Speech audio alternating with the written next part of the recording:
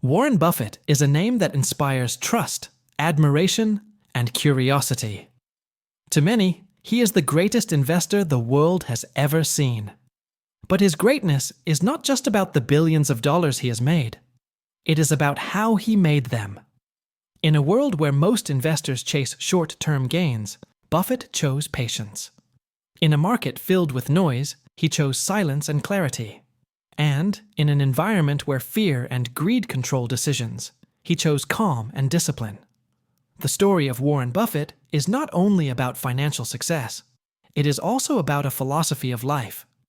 He shows us that the real game of investing is not played on Wall Street, but in the human mind. It is not about predicting tomorrow's stock prices. It is about building habits, principles, and ways of thinking that guide us for decades. Most people imagine investing as buying low and selling high. They believe in luck, in tips from friends, or in sudden moves in the market. Buffett rejects this. For him, investing is about becoming a part owner of real businesses. Every stock represents a company that produces goods, serves customers, and earns profits. If the business is strong and the price is fair, he buys it. And then he holds it, sometimes for years, sometimes for life. This simple but powerful idea separates him from the crowd. What makes Buffett truly special is his ability to explain complicated ideas in the simplest words. He avoids jargon. He avoids complicated formulas. Instead, he uses plain examples, jokes, and everyday wisdom.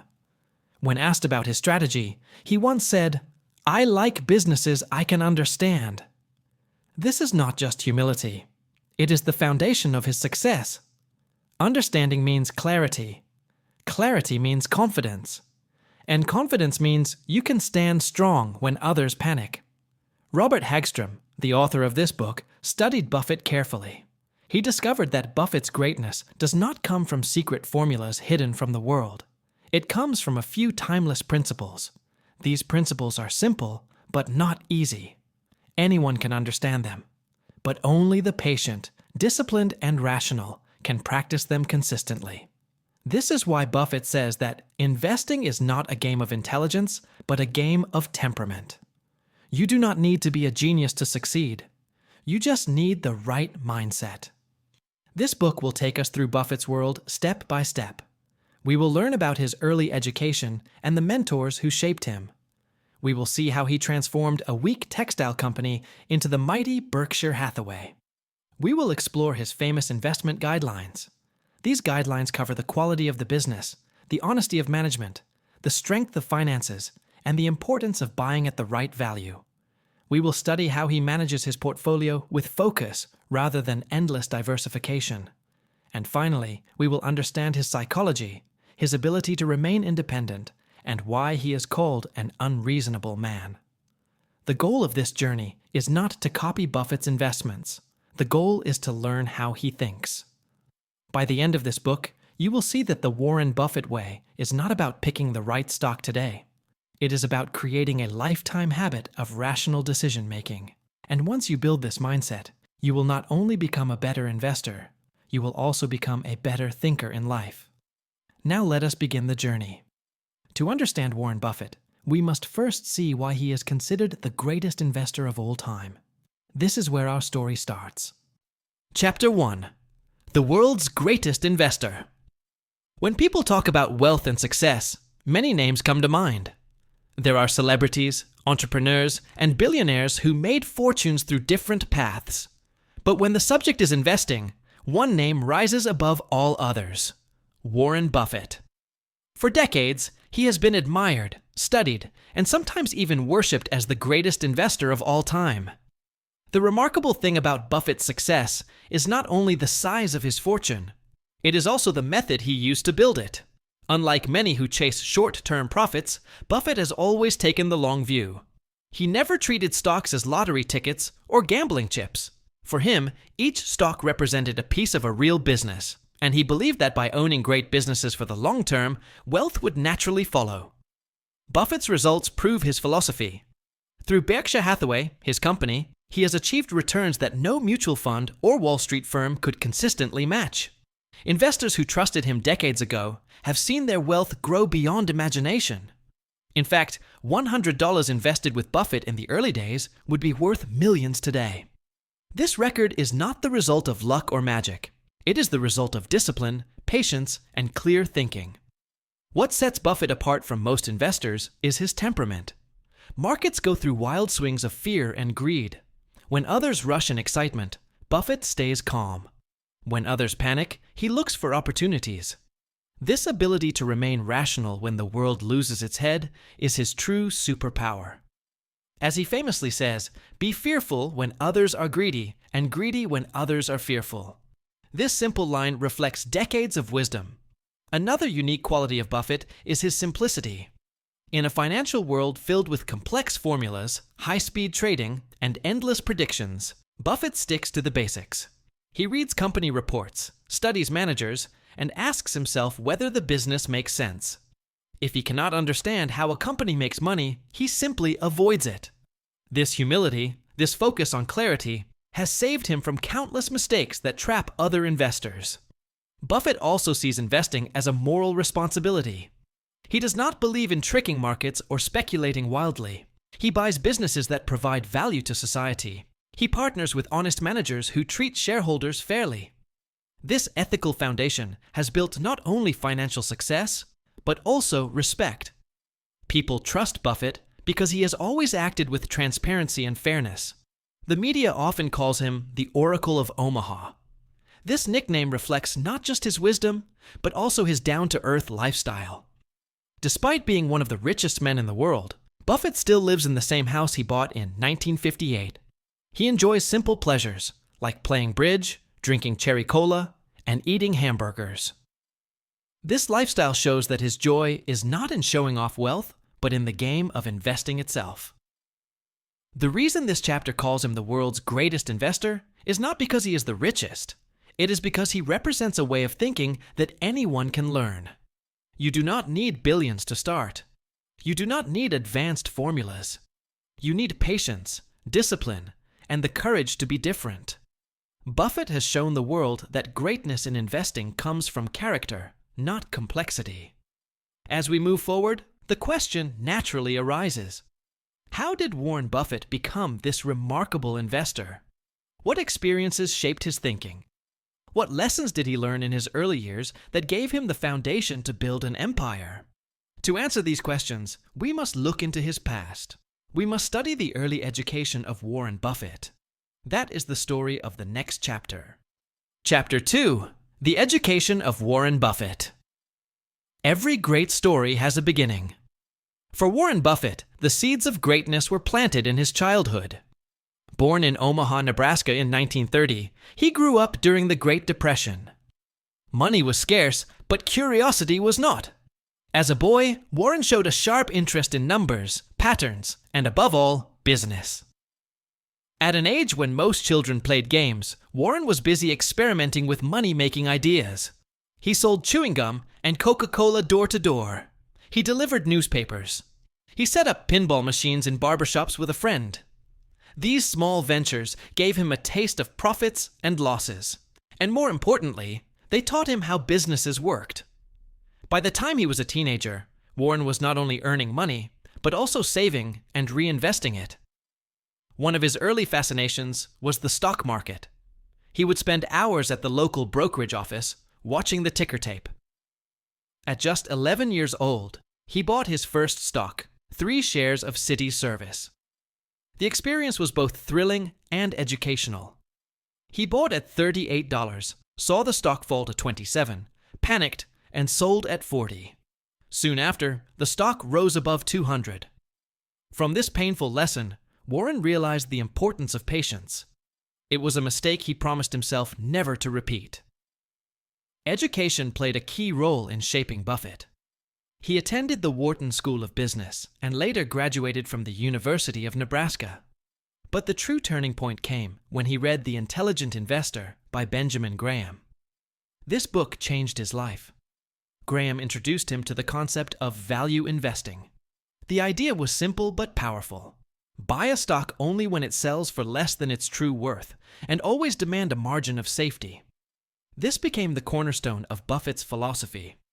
Buffett wanted to learn directly from Graham, so he applied to Columbia Business School, where Graham was teaching.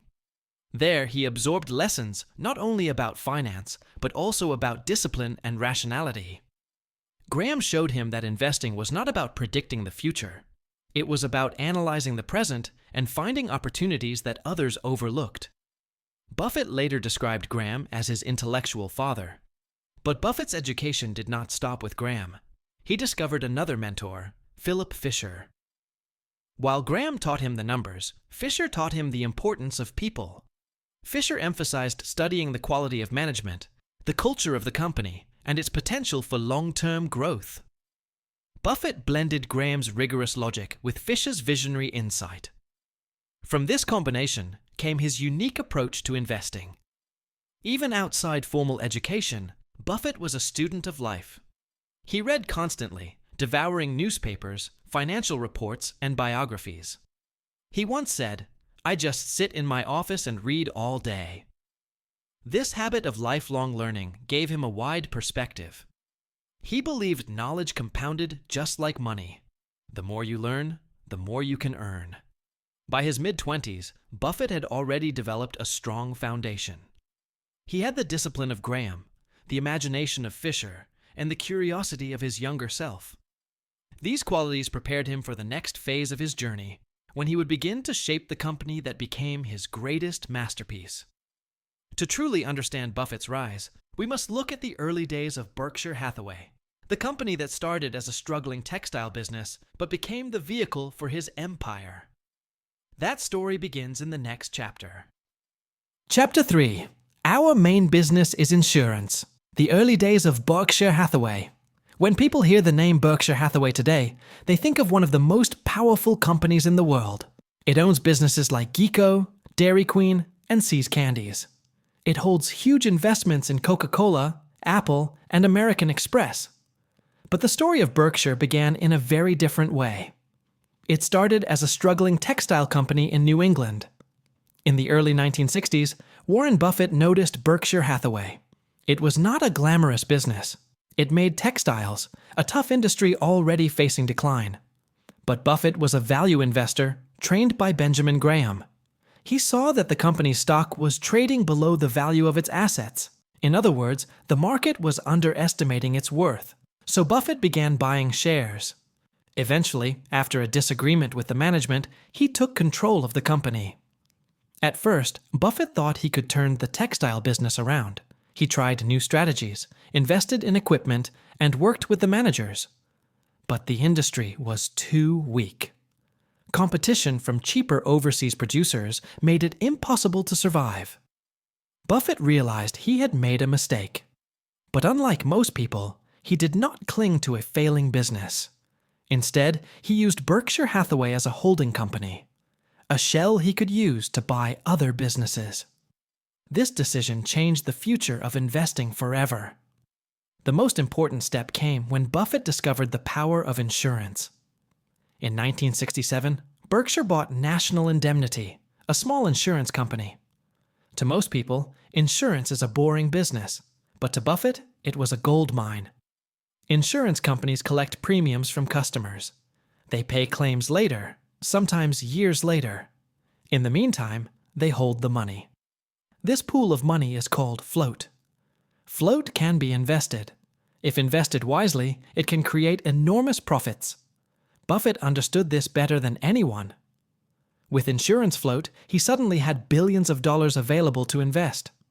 Unlike borrowed money, float had no interest costs. It was essentially free capital, as long as the insurance business was managed carefully.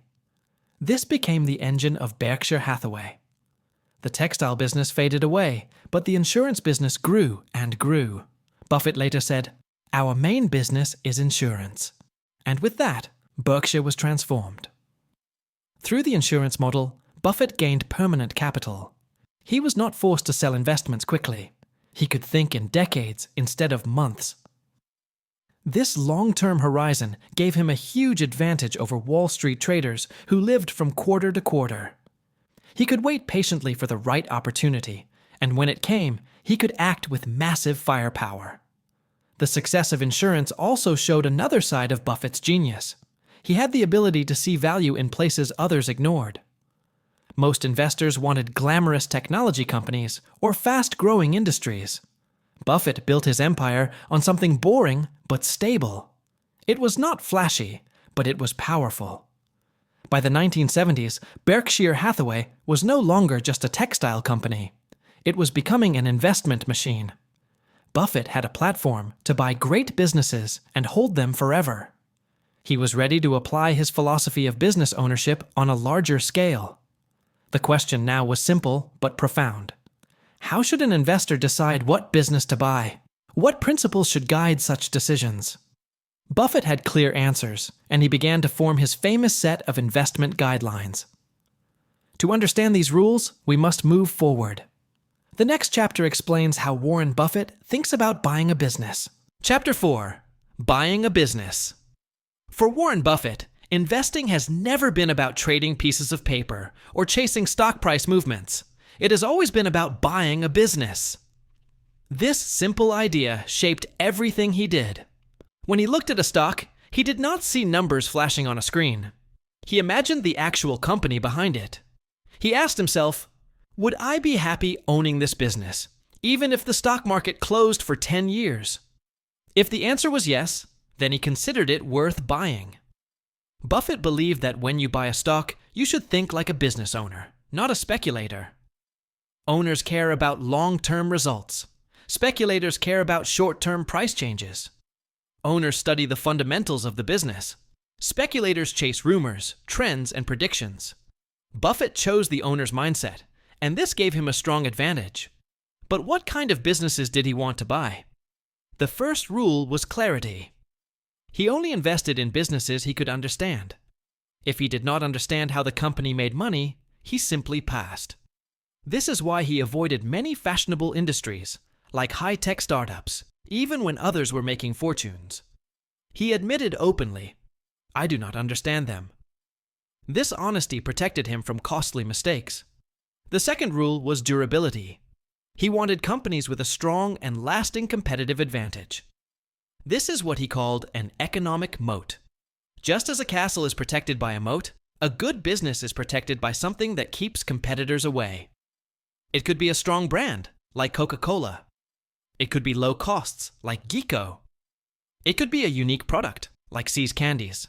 The key was that the company could defend itself against rivals for decades. The third rule was predictability. Buffett preferred businesses with consistent earnings. He liked companies that produced steady profits year after year. He avoided industries where profits were unpredictable, like airlines or commodity producers. For him, consistency was more valuable than excitement. A dull but reliable business was better than a flashy but unstable one. Another important principle was management. When Buffett bought a business, he trusted its leaders to run it well. He was not interested in taking over daily operations. He looked for managers who acted like owners, who cared about the long term, and who treated shareholders honestly. This is why he often left acquired companies free to operate as they always had. He believed in empowering good people rather than controlling them. Buffett also compared buying a business to marriage. You do not marry someone for a quick thrill. You marry for a lifetime. In the same way, you do not buy a business just to sell it when the price rises. You buy it with the intention of holding it forever. This perspective forced him to choose carefully and avoid impulsive decisions. By following these principles, Buffett bought many legendary businesses. He invested in Coca-Cola because it had a global brand and timeless appeal. He invested in American Express because of its trusted reputation. He invested in See's Candies because customers loved it so much that they returned year after year. Each of these investments was chosen not for a quick profit, but for long-term ownership. This chapter highlights the heart of Buffett's philosophy. Investing is not gambling. It is not speculation. It is business ownership. And once you think like an owner, everything changes. You stop caring about daily price swings. You focus on the quality of the business. You align your success with the company's success. But Buffett did not stop at broad principles. He created a more detailed checklist of guidelines to evaluate businesses. These guidelines became famous as his investing tenets. They covered 4 areas: the the business itself, the management, the financial health, and the value of the company. To understand Buffett more deeply, we need to explore these tenets step by step. Chapter 5. Investing Guidelines. Business Tenets. By this point in Warren Buffett's journey, it is clear that he does not make decisions randomly. He has a structured approach, a set of rules that guide every investment. The first group of rules focuses on the business itself. Buffett calls these the business tenets. They help him decide whether a company is worth buying and holding for the long term. The first question Buffett asks is simple. Do I understand this business? He avoids complicated industries or products that are difficult to predict. For example, he will not invest in cutting-edge technology companies if he cannot see how they will make money consistently. Clarity is essential. If you do not understand the business, you cannot value it, and you cannot invest rationally. The second tenet is consistency. Buffett prefers businesses that have a track record of stable and predictable earnings. He studies their history carefully. Companies that have fluctuating profits or unpredictable cycles are riskier. He looks for businesses that have shown resilience through recessions and economic challenges. This stability provides a strong foundation for long-term ownership. The third tenet is durability. Buffett searches for companies with a lasting competitive advantage. This is also called an economic moat. A company with a strong brand, loyal customers, or a unique product can maintain its profitability for decades. For example, Coca-Cola has a global brand that no competitor can easily replace. Such companies protect investors from competition and market volatility. The fourth tenet is simplicity. Buffett likes businesses that are easy to understand. A simple business is easier to predict and manage. Complex businesses with unpredictable factors carry hidden risks. By focusing on simplicity, Buffett minimizes surprises and ensures that he can make informed decisions. The fifth tenet is the long-term view. Buffett is not interested in short-term trends or quarterly performance. He wants businesses that can grow and generate profits over decades. This patient approach allows him to benefit from compounding. Over time, a high-quality business multiplies wealth far beyond what a short-term trade can achieve. The sixth tenet is pricing power. Buffett looks for companies that can maintain or increase their prices without losing customers. This ability shows that the business has value in the eyes of consumers. It also ensures consistent profit margins. Companies with strong pricing power can survive economic downturns better than those who compete only on price. The seventh tenet is resistance to change. Some industries are constantly disrupted by new competitors or technology. Buffett avoids businesses that cannot adapt or maintain their advantage. He prefers companies with a stable model that works across different market conditions. By applying these business tenets, Buffett screens opportunities carefully. He filters out weak or risky companies and focuses only on those with strong fundamentals. These rules are not a guarantee of success, but they significantly increase the probability of long-term wealth creation. The business tenets are only the first part of Buffett's investing framework. Next, he evaluates the people running the company. Management quality is just as important as the business itself. Trust, integrity, and skillful decision-making can make a good business great, while poor leadership can destroy even the strongest company. That is the story of the next chapter. Chapter 6. Investing Guidelines. Management Tenets. A great business can only reach its full potential when it is run by great people. For Warren Buffett, the quality of management is just as important as the quality of the business itself. He knows that even the best company can fail if it is led by dishonest or incompetent leaders. Therefore, the second group of his investing guidelines focuses entirely on management. The first question Buffett asks about management is honesty. Are the leaders transparent with shareholders? Do they report financial results accurately? Do they resist the temptation to manipulate numbers to look good? Buffett trusts companies where leaders act with integrity because honesty builds long-term value. Without it, even strong businesses can collapse. The second tenet is rationality. Buffett looks for managers who make logical, clear decisions rather than acting on emotion or fads. Do they invest wisely? Do they allocate capital effectively? Do they avoid chasing short-term trends just to impress the market? Rational decision-making ensures that the company grows steadily and survives tough periods. The third tenet is the ability to act like an owner. Buffett admires managers who think as if they themselves have invested their own money. They focus on long-term growth rather than short-term profits. They treat the business as a legacy, not just a paycheck. This alignment between management and shareholders is essential for lasting success. The fourth tenet is talent retention. Good managers hire capable teams and empower them. They delegate responsibilities wisely. Buffett believes that a company's culture and people are critical assets. Strong leadership ensures that talent stays, ideas flourish, and operations run smoothly. The fifth tenet is humility. Buffett prefers managers who are humble, willing to admit mistakes, and learn from experience. Arrogant leaders may make risky decisions that endanger the company. Humble leaders make careful, thoughtful choices that protect shareholders' wealth. Buffett also evaluates communication. Do managers share their vision clearly with employees and investors? Do they explain successes and failures honestly? Good communication creates trust, alignment, and long-term stability. Finally, Buffett values consistency. The best managers maintain steady policies, follow sound principles, and do not react impulsively to market fluctuations. Consistency builds confidence in shareholders and reinforces the company's strength. By combining these management tenets with the business tenets, Buffett creates a powerful filter for investments. He does not just buy good companies. He buys companies led by people he respects and trusts. This combination reduces risk and increases the probability of long-term success. Management is the bridge between a good business and a great investment. Without capable, honest, and rational leaders, even the strongest company can fail. Buffett's emphasis on people is a key reason his investments have outperformed the market consistently. Once Buffett is satisfied with the business and management, he turns his attention to the numbers. Financial strength and efficiency are the next crucial part of his evaluation. This is where the financial tenets come into play. This leads us to the next chapter. Chapter 7. Investing Guidelines.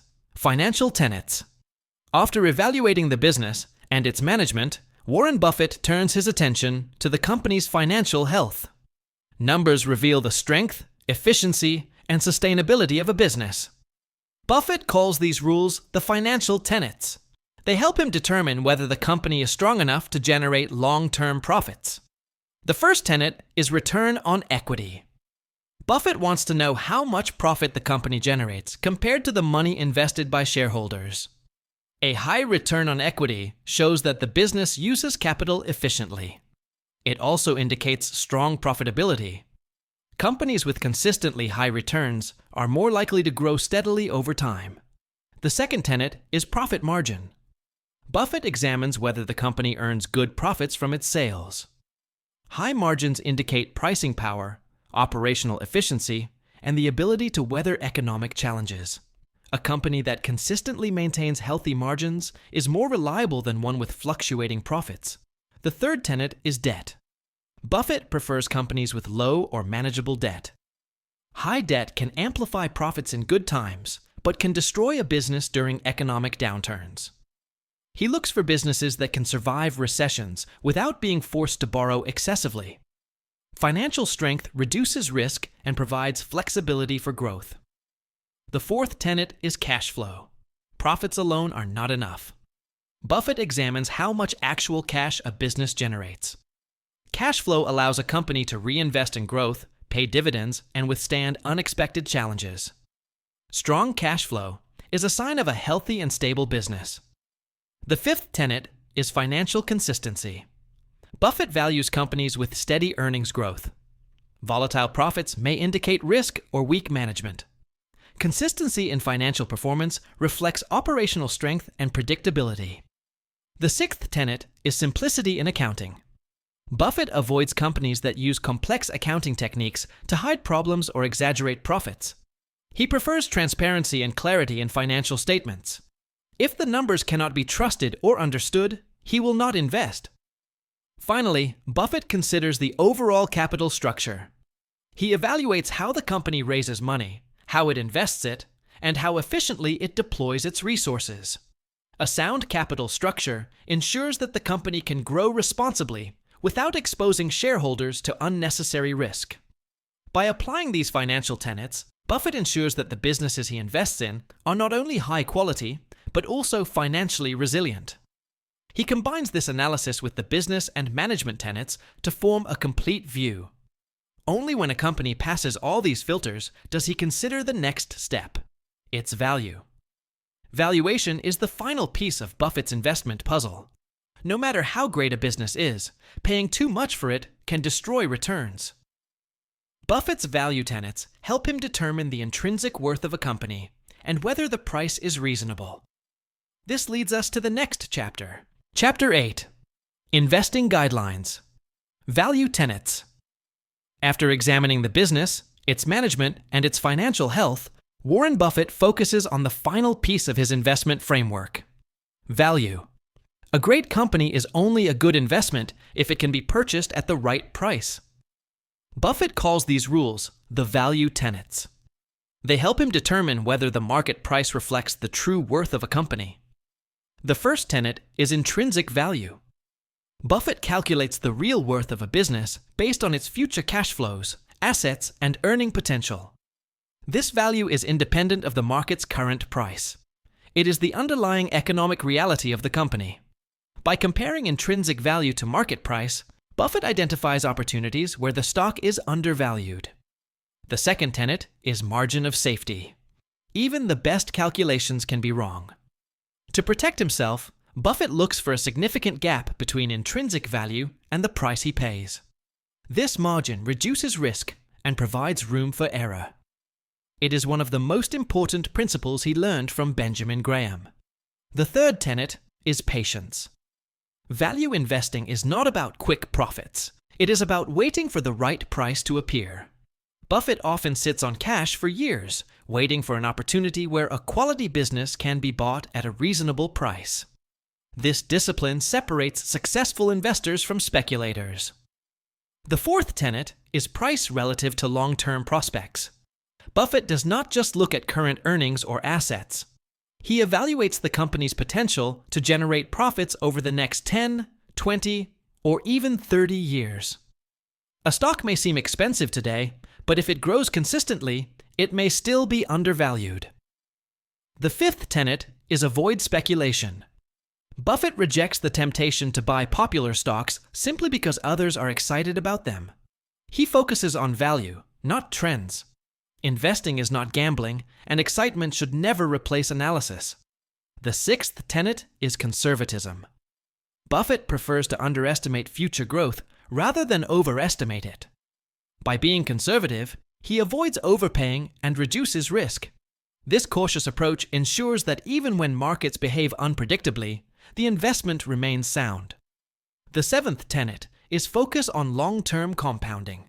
By buying undervalued companies with strong fundamentals, Buffett allows compounding to work over decades. Small differences in purchase price and patience can lead to massive wealth over time. This principle is the secret behind many of his legendary investments. The value tenets are the final filter in Buffett's investing framework. When combined with the business, management, and financial tenets, they create a complete system. Buffett buys businesses he understands, trusts the leaders, confirms the financial strength, and pays a fair or discounted price. This disciplined approach has allowed him to outperform the market consistently for decades.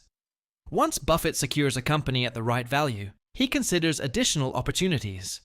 Sometimes this includes investing in bonds or fixed income securities to complement his portfolio. The next chapter explores how Buffett approaches these types of investments. This leads us to the next chapter. Chapter 9. Investing in fixed income securities. While Warren Buffett is best known for buying businesses and stocks, he also invests in fixed income securities. These are investments like bonds that pay a fixed interest over time. Though they do not offer the excitement of stocks, They provide stability and safety in a portfolio. Buffett approaches these investments with the same discipline and rational thinking that guides his stock purchases. The first principle Buffett applies to fixed income securities is safety of principal. He never invests in bonds or debt instruments that carry excessive risk. The goal is to protect the original investment while earning a reasonable return. This conservative approach ensures that his portfolio remains strong even during market turbulence. The second principle is interest rate awareness. Buffett carefully considers the prevailing interest rates and the terms of the bond. He avoids locking in money at low rates for long periods unless the issuer is extremely reliable. This attention to rates helps him maximize returns without taking unnecessary risk. The third principle is creditworthiness of the issuer. Buffett evaluates whether the company, municipality, or government issuing the bond can meet its obligations. A strong balance sheet, steady cash flow, and a history of reliability make the investment safer. He avoids speculative bonds or companies with shaky finances, even if the promised return is high. The fourth principle is liquidity. Buffett prefers investments that can be converted into cash if needed. Even fixed income securities must allow flexibility for the portfolio. Liquidity ensures he can seize new opportunities without being trapped in illiquid assets. The fifth principle is relative value. Buffett compares the potential return of the bond to other opportunities in the market. If stocks or businesses offer a better risk-adjusted return, he prioritizes those investments. Fixed income securities are typically used to preserve capital, provide steady income, and balance the risk of the portfolio. Buffett's approach to fixed income investments reflects his overall philosophy: discipline, patience, and careful analysis. He does not chase trends or high yields without considering risk. Instead, he focuses on security, reliability, and rational evaluation. This method ensures that fixed income holdings complement his stock portfolio without creating unnecessary risk. In essence, fixed income securities are tools for stability, not for spectacular gains. They provide a foundation that allows Buffett to take long-term positions in high-quality companies. With a secure base, he can invest in businesses confidently and hold them for decades. Buffett's investment philosophy is not only about choosing the right assets. It is also about managing a portfolio wisely. Knowing when to buy, hold, or adjust positions is critical to long-term success. The next chapter examines how Buffett manages his portfolio to maximize returns and minimize risk. This leads us to the next chapter. Chapter 10. Managing your portfolio. Investing is not just about choosing great businesses or fixed income securities. It is also about managing your portfolio wisely. Warren Buffett understands that even the best investments require careful attention, proper allocation, and disciplined patience. Portfolio management is the bridge between selecting opportunities and achieving long-term wealth. The first principle Buffett follows is focus. He does not scatter his money across hundreds of investments. Instead, he concentrates on a few high-quality opportunities. He often says, "Diversification is protection against ignorance." In other words, if you truly understand your investments, you do not need to spread yourself thin. Concentrating on a handful of strong companies allows him to monitor them carefully and make better decisions. The second principle is patience. Buffett does not react to every market movement. He holds investments for the long term, often decades. Short-term volatility does not bother him. He looks at the underlying business and trusts that it will create value over time. By avoiding panic during market swings, he ensures steady growth. The third principle is risk management. Buffett defines risk as the possibility of permanent loss of capital, not temporary price fluctuations. He invests in businesses and securities with strong fundamentals, low debt, and consistent performance. He avoids speculative trades, fads, or leveraged positions that can jeopardize the portfolio. The fourth principle is capital allocation. Buffett carefully decides how much to invest in each company or asset class. He balances risk and opportunity. If one investment is especially attractive, he allocates more capital to it, always considering potential returns and safety. This thoughtful allocation amplifies gains while reducing unnecessary exposure. The fifth principle is continuous evaluation. Even after buying, Buffett studies his holdings regularly. He reviews financial statements, monitors management decisions, and watches the industry. If a company's fundamentals change, he is ready to act. However, he does not sell for minor short-term reasons. Only significant changes in value or quality trigger adjustments. The sixth principle is flexibility. While Buffett prefers long-term holdings, he remains adaptable. If opportunities arise in new industries or undervalued companies, he is ready to deploy capital. This balance between patience and readiness is a key strength in his portfolio management. Another aspect of portfolio management is avoiding emotional decisions. Buffett never chases trends, reacts to fear, or follows the crowd. He relies on analysis, logic, and experience. Markets are often driven by emotion, but successful investors separate their actions from sentiment. Buffett's approach to portfolio management shows that investing is more than picking stocks. It requires discipline, careful planning, and rational judgment.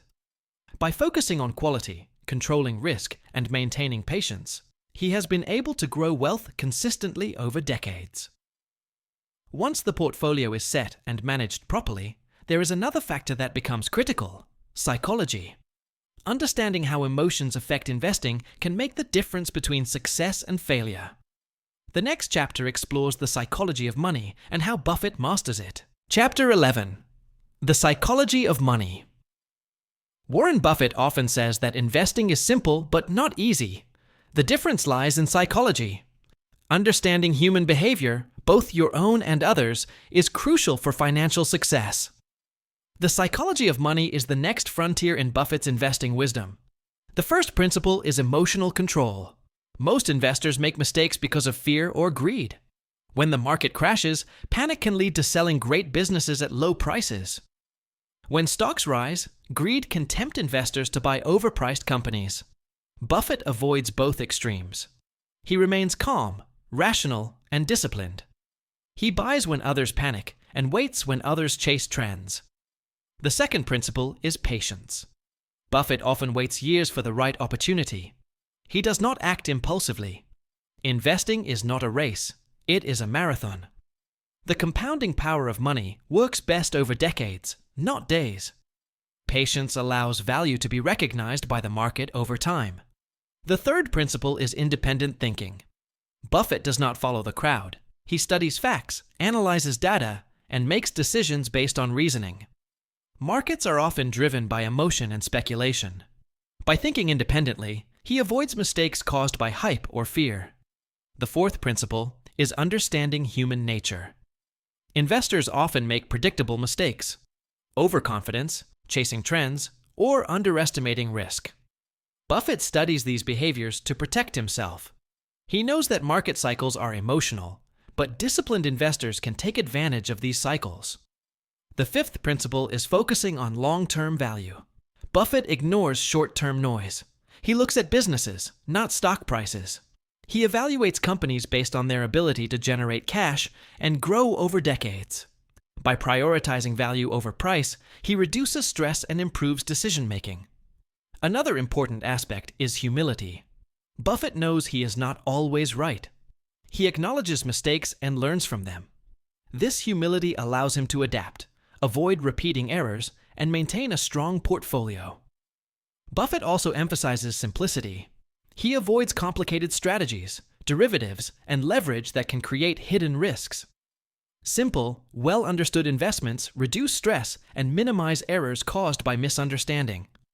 Finally, Buffett believes in lifelong learning. He reads constantly, studies market history, and observes human behavior. The more he understands psychology, the better he navigates market cycles and makes rational decisions.